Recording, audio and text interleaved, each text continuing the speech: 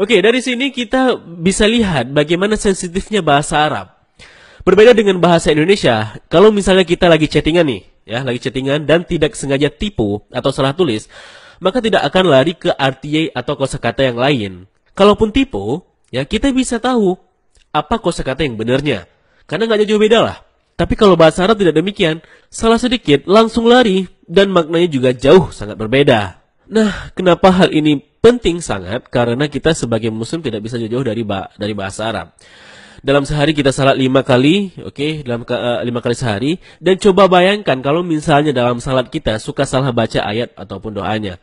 Niatnya mau berdoa untuk kebaikan, malah jadinya keburukan akibat salah baca. Nah, khususnya surat Al-Fatihah. Karena surat ini merupakan rukun dalam salat dan pasti dibaca di tiap rakaat, dan semua ibadah salat pasti dibaca surat Al-Fatihah tentunya. Oke, mari kita lihat kira-kira kesalahan apa yang sering kita lakukan saat kita membaca surat Al-Fatihah. Oke.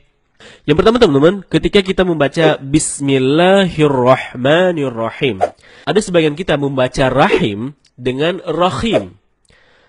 Ini merubah makna. Rahim artinya yang maha penyayang, sedangkan rahim artinya maha merdu. Bacaan yang benarnya insya Allah dengan huruf H dalam tenggorokan. Jadinya rahim, bukan rahim.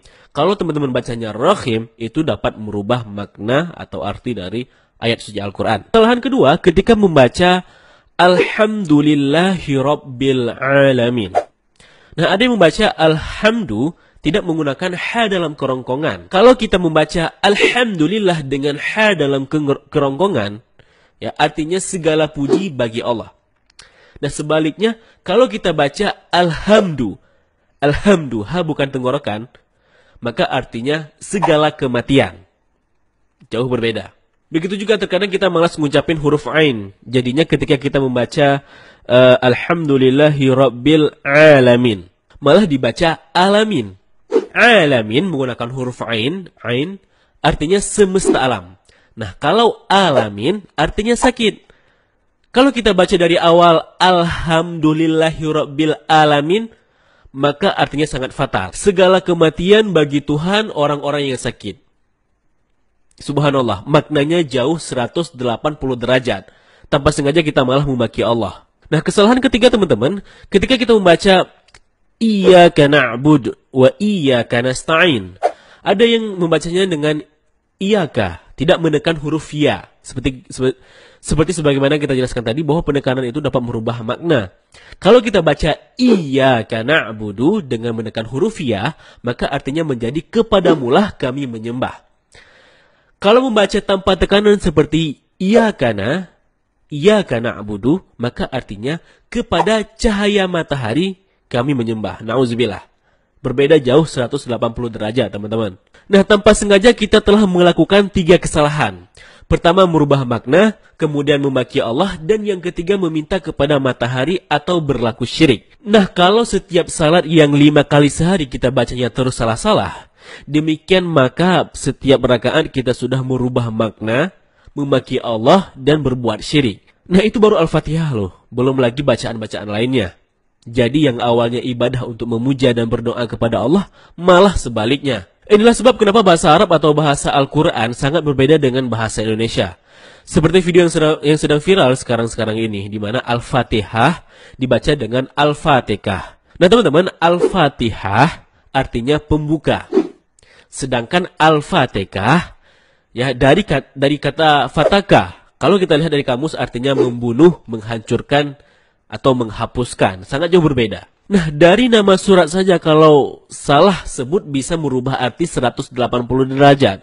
Gimana lagi teman-teman kalau beserta dengan isi-isinya, isi suratnya. Oke gini, saya tidak bermaksud untuk menyerang suatu individu, melainkan dari video viral ini kita ambil refleksinya, ya. Kita renungi dan kita ambil ibrah. Kita nggak menyerang individu, bisa jadi juga itu karena cuma kesilapan penyebutan. Ya, kita sebagai muslim harus bisa saling berbaik sangka, karena bisa saja kita juga bisa salah seperti itu. Intinya video ini bukan untuk ngerosting orang, tetapi untuk mengambil ibrah dan pelajaran, wawasan serta ilmu pengetahuan bahwa bahasa Arab itu tidak seperti yang kita bayangkan. Dan semoga setelah ini kita bisa lebih banyak mempelajari ilmu tajwid untuk memperbaiki bacaan kita supaya sesuai dengan kaidah bahasanya. Dan saya sendiri jujur belum sempurna dalam pelafalan bahasa Arab. Oleh karenanya sama-samalah kita belajar. Nah, terus gimana kalau dulu saya bacanya sering salah-salah?